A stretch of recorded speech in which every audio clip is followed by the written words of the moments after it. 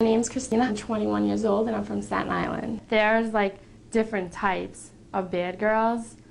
My bad girl is someone who is just a wild child, lets loose, doesn't give a and I'm out there to have a good time. I put myself out there, I put my out there, and that's just me. I make a scene, I make a statement, I cause fights, I cause drama, I make a fool out of myself. I'm embarrassing to be with. Like, a lot of my friends are so embarrassed by me.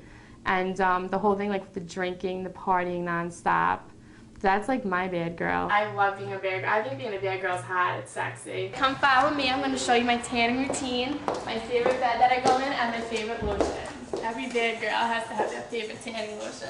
I like looking hot, I like looking sexy. It makes me feel good, and like when you know you got it, you got it. When I flaunt it. When I walk in somewhere, like the heads are turning and looking at me. If you brought up my name, people would be like insane, party girl, wild animal.